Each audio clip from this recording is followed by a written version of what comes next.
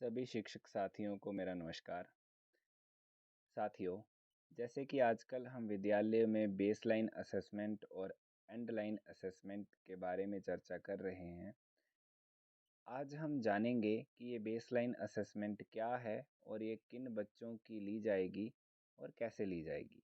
तो सबसे पहले जानेंगे कि बेसलाइन असेसमेंट होती क्या है। बेसलाइन असेसमेंट शिक्षा सेतु कार्यक्रम के अंतर्गत सत्र के प्रारंभ में बच्चों का बेस यानी कि पूर्व ज्ञान जानने की एक प्रथा है और ये कक्षा दूसरी से लेके पाँचवीं तक हर विषय में बच्चों की ली जाती है। इसमें हम जानते हैं हर विषय में जो है बेसलाइन असेसमेंट करके जानेंगे कि बच्चा हिंदी, गणित, अंग्रेजी और पर्यावरण शिक्षा की कहाँ तक नॉलेज यानी कि ज्ञान रखता है। उसके बाद हम जानेंगे कि इस जांच के क्या टूल होंगे। तो ये जो जांच है मौखिक और लिखित दोनों रूपों से की जाएगी। जैसे आप इस स्क्रीन में इस डायग्राम्स को देख पा रहे होंगे, तो इसमें साफ बताया है कि कक्षा 2 से लेके 5 तक जो है लिखित और मौखिक दोनों रूपों से हिंदी, गणित और अंग्रेजी की जांच यानी कि बेसलाइन असेसमेंट की जाएगी। और कक्षा चौथी और पाँचवीं में लिखित जांच सिर्फ पर्यावरण शिक्षा की जाएगी। यानी कि यहाँ पे हम दूसरी और तीसरी का पर्यावरण शिक्षा की जांच मौखिक और लिखित दोनों रूपों से नहीं करेंगे। तो उसके बाद यहाँ पे बता दूं कि हम आज इस वीडियो में सिर्फ और सिर्फ मौखिक जांच के ऊपर ही बात करेंगे। अगर मैं लिखित के बारे में भी बताऊंगा तो ये वीडियो बहुत बड़ी हो जाएगी और साथ में बोर भी हो जाएगी। तो चलिए शुरू करते हैं। इसके जो निर्देश हैं वो कैसे ये जांच करनी है। तो सबसे पहले हमारे पास हिंदी का पेपर है। हिंदी के यहाँ पे 6 स्तर बताए गए हैं। प्रारंभिक अक्षर, बिना मात्रा वाले शब्द, मात्रा वाले शब्द, अनुच्छेद और कहानी।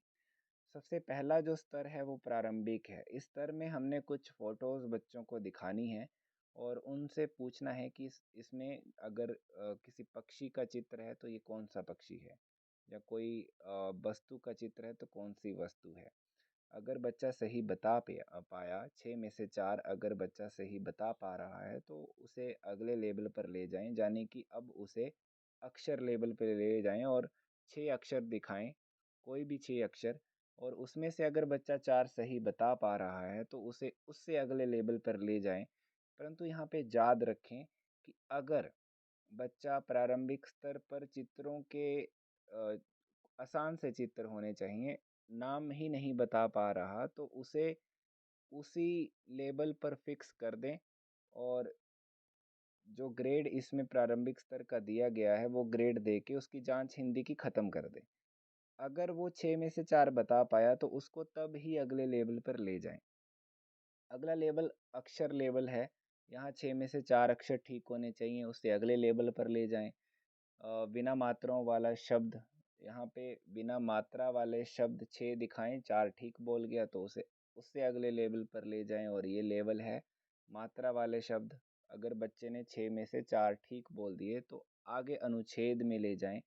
अनुच्छेद के कुछ रूल्स अलग होंगे। यहाँ पे बच्चा जो है फ्लुएंटली यानी कि धारा प्रवाह से पढ़ पाने वाला होना चाहिए और साथ में कम से कम मिस्टेक करे, कम से कम 3 से कम मिस्टेक करे बोलने में। अगर वो ये कर पा रहा है तभी उसको आगे कहानी वाले में ले जाएं, अगर नहीं कर पा रहा तो अनुच्छेद वाले लेवल पे फिक्स कर दे, वो ग्रेड दे दें और वहीं पे रहने दें। और उसके बाद कहानी कहानी में भी वो बच्चा जो है फ्लुएंटली बोलने वाला होना चाहिए और साथ में जो है ज़्यादा से ज़्यादा रुके ना और मिस्टेक्स भी ना करे। अगर इस तरह से वो कहानी भी अच्छे से बच्चा फ्लुएंटली पढ़ पाता है तो नीचे यहाँ पे जैसे आप देख पा रहे होंगे एक टेबल बना है और इसमें एक कोड और स्तर लिखे हैं। अगर बच्चा प्रारंभिक में चित्र ही नहीं बता पा रहा तो ज़ीरो कोड दे के उसकी जांच ख़त्म करें। अगर वो चित्र बता पाया है तो अगले अक्षर लेवल पे ले जाएं और वहाँ पे अगर उसने 6 में से 4 सही बता दिए तो उसे अगले लेवल पर ले जाएं, फिर उससे अगले लेवल पर, फिर उससे जहाँ बच्चा रुक गया वहीं उसे ग्रेड दे के रोक दें। तो ये हिंदी में दूसरी और तीसरी का जो था जांच करने का तरीका। उसके बाद अब हम चौथी और पाँचवीं का देखते हैं। बड़े बच्चे हैं तो इनको हम अक्षर से शुरू नहीं करेंगे, सीधा अनुच्छेद से शुरू करेंगे। तो अगर बच्चा अनुच्छेद, पहले हम उस बच्चे की बात करते हैं जो बच्चा अनुच्छेद बहुत ही बढ़िया ढंग से पढ़ पाया है और कम गलतियां की हैं, तो उसे अब कहानी वाले ले जाएं, एक पैराग्राफ कहानी का पढ़ाएं।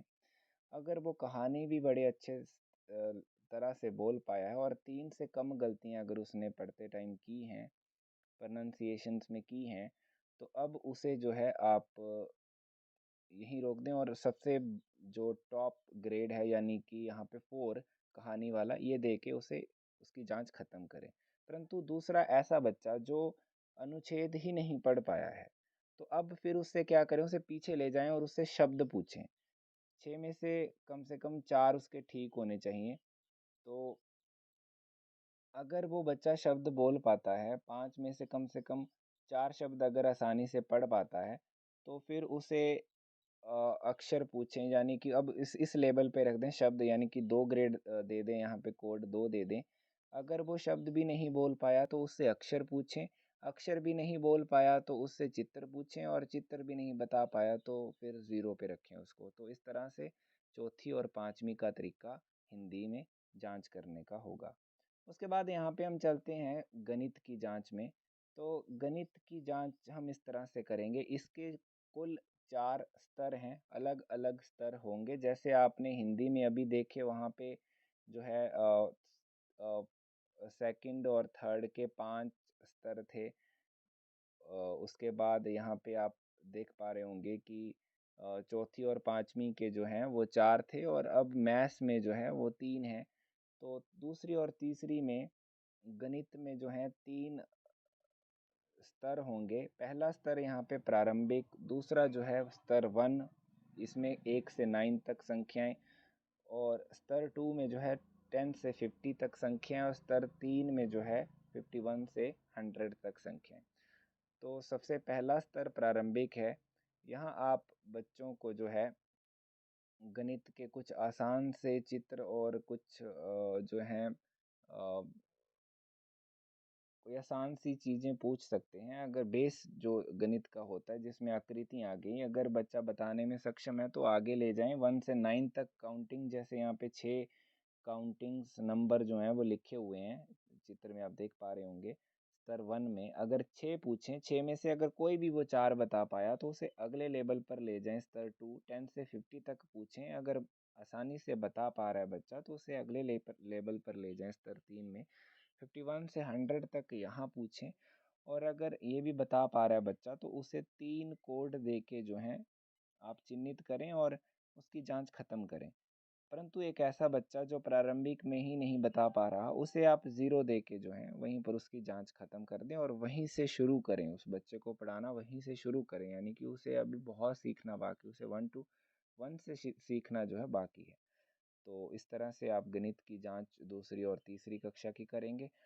अगर यहाँ पे बात करूँ चौथी और पाँचवीं की, तो ये बड़े बच्चे हैं, इनकी जांच काउंटिंग से नहीं होगी, इनकी जांच जो है घटाव वाले सवाल से होगी। आप कोई 2 सवाल बच्चों को करने को दें। अगर बच्चा जो है अ, ये जो है 10 से 99 कोई भी संख्याएं या इन संख्याओं के बीच में दें, अगर बच्चा कर पा रहा है, पहले उस बच्चे की बात करते हैं जो कर पा रहा है। अगर बच्चा कर पा रहा है तो उसे अब जो है आगे 3 संख्या अंदर और 1 से भाग करने वाले सवाल दें। अगर ये भी बच्चा दोनों सवाल सही कर पा रहा है तो अब उसे जो है जैसे यहाँ टेबल, यहाँ कोड देख सकते हैं नीचे, 4 वाले टेबल पे जो है 4 कोड दे के उसकी जांच खत्म करें। परंतु एक ऐसा बच्चा जो माइनस के जो 10 से लेके 99 तक संख्याओं में हमने सवाल दिए थे वो ही नहीं कर पा रहा, उस बच्चे को फिर 10 से 99 तक संख्या पहचान के बारे में पूछें। अगर वो 5 संख्याओं में से कम 4 सही बता पा रहा है तो उसे इसी लेवल पे फिक्स कर दें, यानी कि संख्या पहचान लेवल 2 में फिक्स कर दें। यहाँ पे उसे ये कोड दे के चिन्हित करके उसकी जांच खत्म कर दें। अगर वो ये भी नहीं बता पा रहा तो 1 से 9 तक काउंटिंग पूछें। अगर यहाँ अंकों की पहचान वो 5 में से 4 सही कर ले रहा है तो उसे इस लेवल पे फिक्स कर दें और यहीं से पढ़ाना शुरू करें। तो ये गणित की मौखिक जांच थी, इस तरह से हम कोड देंगे बच्चों को। उसके बाद हम यहाँ पे आगे देखेंगे, हमारे पास अब जो है इंग्लिश का जो है ओरल टूल, हम ओरल की बात ही कर रहे हैं, अभी किसी और तरह से नहीं कर रहे। तो ओरल में आप जो है ये ओरली करवा, इसका कोई जो है पेपर सेट टूल दिया हुआ है फोर्थ और फिफ्थ का, वो मैं आपके साथ अभी साझा भी करूँगा।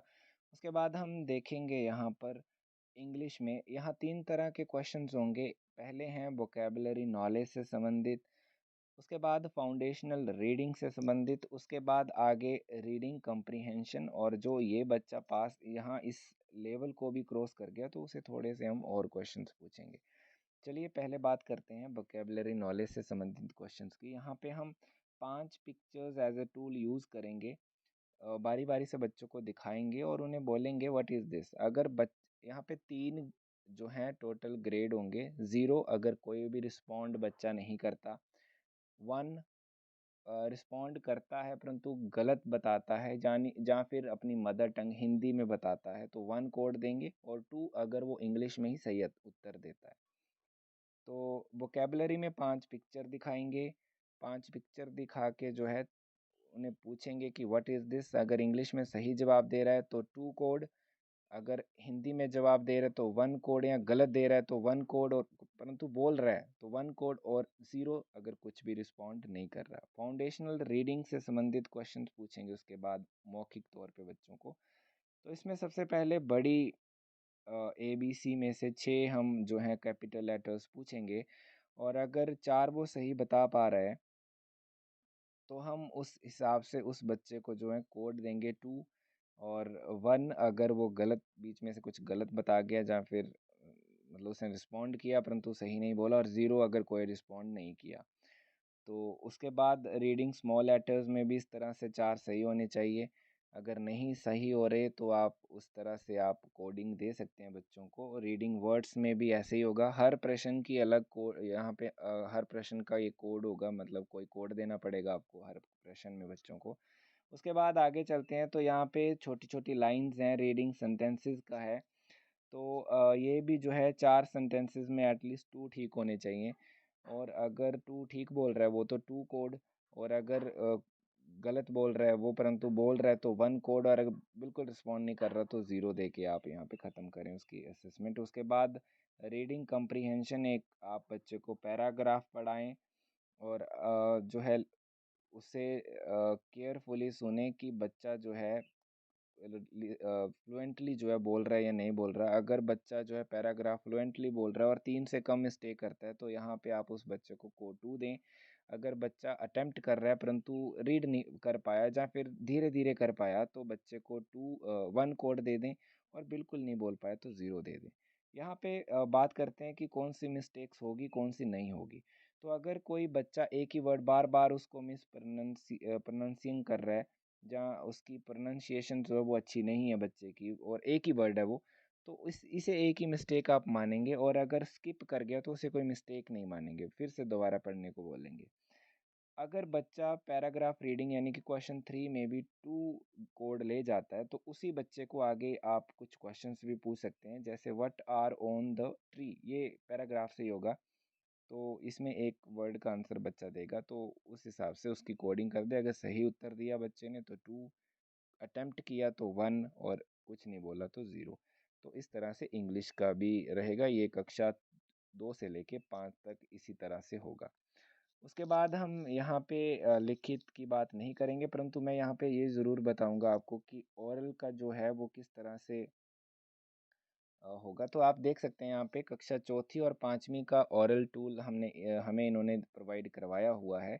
तो जैसे आप अनुच्छेद, मैंने बोला था कि आप फोर्थ और फिफ्थ में अनुच्छेद पूछेंगे, तो यहाँ पे पहले अनुच्छेद बच्चों से रीड करवाएं। अगर बिल्कुल फ्लुएंटली बोल पा रहा है, 3 से कम मिस्टेक कर पा रहा है, तो आगे कहानी सुने, कहानी तो कहानी के उसके लेवल को अंकित कर दें। परंतु अगर ये बच्चा नहीं बोल पा रहा तो फिर उसे वर्ड्स पूछें, वर्ड्स भी नहीं बोल पा रहा तो अक्षर पूछें, तो इस तरह से उस बच्चे का लेवल आप फिक्स कर सकते हैं। मैथ्स में आप देख सकते हैं मौखिक जांच में इस तरह से होगी। चौथी और 5वीं के बच्चों को डायरेक्ट आप पहले माइनस का सवाल करवाएं, फिर भाग के करवाएं। अब ये नहीं कर पाने की स्थिति में ही उनसे अंक संख्या पहचान और अंक पहचान करने के बारे में कहें। उसके बाद यहाँ पे फोर्थ और फिफ्थ का ओरल, यहाँ वोकेबलरी फोटोज़ दिखानी है आपने। अगर बच्चा बता पा रहा है तो इस तरह से आप जो है इंग्लिश का ये प्रारंभिक अगर नहीं बता पा रहा तो उसे प्रारंभिक यानी कि 1 में ही रखें। तो इस तरह से ये आगे हम चलेंगे। फाउंडेशनल आ गया, फिर वो sentence, words and sentences foundational में, रीडिंग कम्प्रीहेंशन में। तो इस तरह से ये इंग्लिश, मैथ्स और हिंदी का ओरल असेसमेंट टूल हमारे समक्ष था। आई होप बहुत लंबी वीडियो हो गई है तो मैं यहीं पर ख़त्म करता हूँ। तो ओरल असेसमेंट इस तरह से की जाएगी। आई होप आप सभी को ये समझ आया हो। धन्यवाद।